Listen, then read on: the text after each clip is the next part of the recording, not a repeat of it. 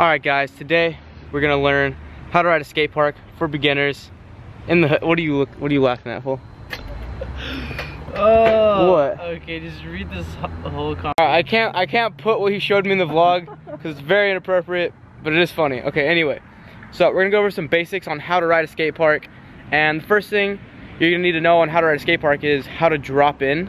So we're gonna get started with that. Okay, so you're going to find a quarter that's about like 4 feet high. It's best to start out with. If you don't have a quarter that's 4 feet high, just find the next smallest thing you can. See, this one's about 4 feet, pretty mellow, you know, good size. It's good too because your sprocket won't hit on one of these. They're that small, so that's a good sign. All right, so Mike's gonna drop in first, and what you wanna do is pick a side you feel more comfortable dropping in on, and you wanna roll from the side, like how, and there you go, just like that. So that was like the most basic way. Another thing you do is like pick your front wheel up and kind of just roll in and kind of give a little bit of a hop, I guess. Some people, if you're left foot forward, you kind of want to drop in this way. That's not what I really told them to do, but okay. And if you're too scared to start out like that, what you can do is on a small quarter like this, you can kind of just do it one-footed and kind of foot plant in like that, roll in. Definitely like pump when you go into pump. You kind of just want to bend your knees and your arms like that, like you're pumping a, you know, pump, you know. So they call it pumping. Just pump like that. No, I never realized that's probably how it's why it's called that. Seriously? Yeah, I didn't think of it until you literally just said it. Like BMX veteran over here, didn't even know. So yeah, that's like how you want to do it on a small quarter like that. When you get to bigger quarters like that one, you're gonna want to hop in, and for that you kind of just gotta get really comfortable dropping in on quarters like that. But after you learn a 4 foot, you can go to like a 5 foot like this one. But if that's still too scary for you, I mean, you could practice going in on steep banks, maybe like a roller like that one, like in between the little quarters. It's like a mellow roller. But a 4 foot quarter is very ideal for learning how to drop in. So the next thing I want to cover is skate park etiquette. Basically what that means is like, I guess like the rules of the skate park, but like not really the rules. It's kind of like the common courtesy kind of rules, I guess you'd say. Yeah. But yeah. So it's like kind of like the unspoken rules. Yeah. So for example, like say if someone's in the half pipe, don't drop in. Or like, see what I'm doing right now, how I'm sitting on the quarter where people air.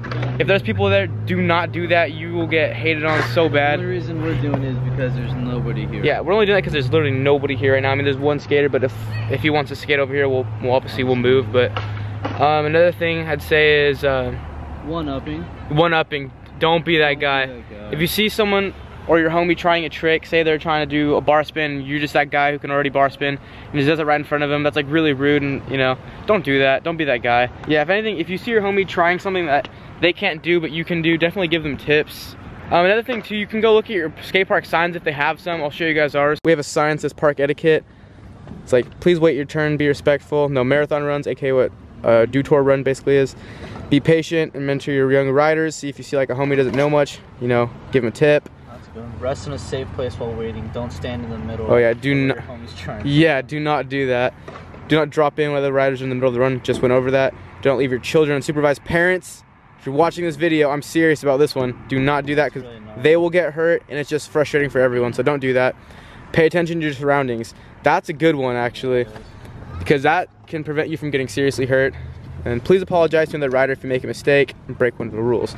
You know, because a simple sorry could fix the whole situation, but just be cool because it'll be a whole lot less awkward at the skate park if you are. And yeah, won't cause any altercations or anything like that.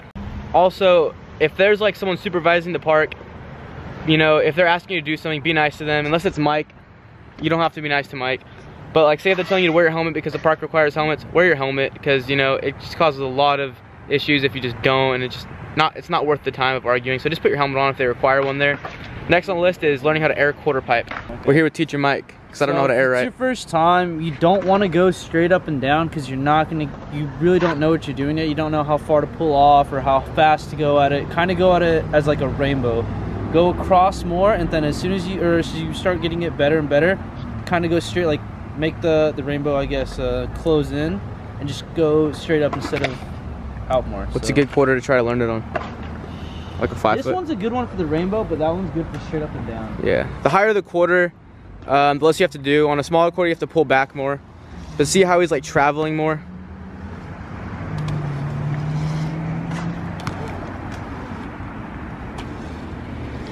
This one you don't have to pull out as much because it's straighter up and down, more vertical. So right when you feel your back wheel coming off the coping, is that's when you really want to like pull back more. And you're kind of like doing a manual up the quarter, I guess, in a way, when you're going up it. It's kind of just like that. Another thing is if it's a steeper quarter, you don't have to pull up or pull out as hard as you would normally on a smaller quarter. Usually a steeper quarter has some oververt to it, and if you pull off a little bit too hard, what's gonna happen is you're gonna land flat. And you do not want to do that. Another thing, you talk about casing? No. Okay, casing. For casing, sometimes you can't get out of it. Casing's when your back wheel hangs up on the coping and you land like disaster. The best thing you can do is kind of like stiffen up your legs, I guess. I would say, because I tend to do it a lot because of my low PSI.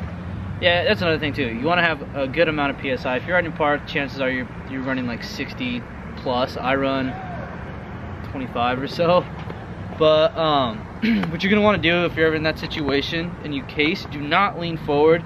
You're just gonna go over your bars. What you want to do is put your butt over your seat and kind of straighten your arms as if you were to be, I don't know, I guess if you're just jumping straight like that. But yeah, stay over, have your butt over, and kind of straighten your arms so you have all that weight in the back and you kind of just roll back in rather than having your weight forward when you case and you go OTB. It's gonna save you a lot. Yeah, going over the bars is not fun. Yeah, I've had that happen to me multiple times. It sucks. You want to give us an example of a little case on this quarter? I can do it on the bigger quarter for sure. So he's gonna show you how your legs and arms should be when you case. Landing flat too, the same thing. You kind of want to just like, you want to land like, you kind of want to lean back a little bit because if you're going to a nosedive, you could go over the bars and that sucks. So try to like lean back if you can. Regardless, it's gonna suck. Yeah. Because you're landing flat. Yeah. Regardless, it's gonna suck because you're landing flat. Less but of a chance of falling if you land both tires even like you're gonna land front tire first sometimes, but if you lean back again, your back tire's gonna hit and you won't go forward or go over the bars, I guess. But yeah. So maybe try wearing some pads the first time when you're learning it, because you know it's all right to be protected. You know, I wear pads sometimes. Mike doesn't wear pads because he's pro. But yeah. The next thing about learning some skate park tricks is I recommend trying the fly out to learn your tricks, because it's a really easy way to learn stuff. You don't have to hop and you have a little bit more time, I guess. So some tricks are good for learning fly out. Some you kind of want to try hop, I guess, because I don't know. This guy, you could explain it better. I give fly out tricks just crap just because I'm me. But I learned tail whips fly out. It helped. But my reasoning for learning a lot of tricks flat is, say I learn it in my front yard and I can only hop like what, peg height off the ground, which is like what, a foot maybe, and I can do it perfect on that high of a air. I come to the skate park and I try it fly out, I'm gonna have double, triple that air time and I'm gonna land it for sure. So just, it gets you more comfortable learning certain things flat. But like I said, yeah, obviously I'm not gonna learn a flat whip flat my first time trying it. It just depends on the trick, I guess. I know Tanner's gonna say something about this at some point or another. Tanner's watching, he's always watching. When you do a bunny hop trick, you have to focus on the bunny hop, and then the fall down is like not that much time like to fit a trick in. So when you do a fly out, you don't have to worry about the hop, you just get air automatically. You float, so you kind of have more time, and it's just like less stressful than a hop bar spin. Sometimes people like learning them hop though because they feel more comfortable. It's just what you're most comfortable with. And to fly out, what you want to do is, if you're like a half pipe like this, it's probably the best thing to do because you'll get like enough speed for sure. They're both even in height. And all you have to do is just drop in and you kind of just like pull up and push out like that. There you go. It's easy as that. If you're gonna learn something fly out, I would definitely make sure you have dropping in dialed, because if you don't really know how to drop in, if you're not gonna know how to pump, some people like to pedal at the bottom of the quarter. I've done it sometimes. But if you don't know how to drop in, it's gonna be really difficult to try to pop out and even do a trick. So if you don't know how to drop in, you can drop in, but you're not gonna have that speed to come out, and you might get stuck on the quarter and fall back in. So make sure you're dialed at dropping in before you start doing fly out. That's a tip for you guys. Yeah, so flying out of a quarter like this is pretty good. If you're gonna fly out of a quarter like say this steep, you wanna push more when you get to the top, because otherwise if you just try to fly out how you fly out right here, you might case your back wheel and go back in. Yeah, it's like a 7 foot. Just going fast. Sometimes you gotta add a little pedal in, you know? don't be afraid to go fast. Realized the dropping in segment was a little bit Just half-assed. Yeah, so we're gonna go in depth right now. Another thing I thought about too, when you drop in, you want your feet level like this. You don't want them ever like that. So what can happen when you drop in, your feet are like that. Say you're not expecting that, and you hit, there's a chance you can go over your bars. There's a chance you won't, but you always want to keep your feet level, because if depending on the size sprocket, usually a majority of people have 25, just come stock on bikes now. When you have your feet level, you can obviously just roll in like that. But if you have your foot down, something like this can happen. I do not suggest doing this just for fun. Yeah, that is terrifying. And it can be a lot worse if you have no clue what you're doing. Yeah, you can definitely get bucked if you don't know what you're doing. Also, dropping in, if you're just learning it, like I showed you when my feet were even, chances are you're gonna have a 25 tooth unless you bought a bike from like the 90s. You're just gonna roll in. My pedal's not even, but you're just gonna roll in and your sprocket's not gonna hit at all. So kind of give that a good practice if you're learning how to drop in. Go slow. I do not suggest going more than like 3 or 4 pedals towards the quarter straight like that. So what can happen is you can just go out and you can fall. Once you get comfortable with dropping in enough and you feel confident in it, that's when you can learn going in at an angle. And I suggest learning how to go in at an angle on a curve like over there, because when you drop in and you go at an angle, it's gonna kind of automatically turn your body straight. And that's the whole motion of dropping in at an angle, is going in and then turning straight. So say if I drop in right here, kind of turn me like that. So that's kind of the same motion as going like this. So there's a couple different ways you can drop in. Like I was saying, I would start going straight, get that dialed, maybe hit a corner, learn how to go like that, get that motion, and then finally at an angle and straighten out as you're going in. Another thing too with dropping in, you gotta be really confident. Trust yourself and trust your tires and trust you know what you're doing. Just follow these tips and just be confident when you drop in, because if you get nervous, you could fall and hurt yourself. So always be 100% confident when riding BMX that you're gonna land and do what you wanna do. Next thing is helmets. You're gonna wanna have a certified helmet. I mean, it doesn't really have to be certified, but it's very, very recommended. Like his is certified. Mine is not certified in California and New Jersey, but just make sure at least you have, like, you know, padding in the helmet, a hard shell, and a chin strap tightened, because it's not going to work if it's not tightened. It's just two gonna, fingers. It's If you fly get, off, and that just if defeats it's the looser purpose than of 2 wearing a fingers, then helmet. you shouldn't wear it. Trust me. yeah.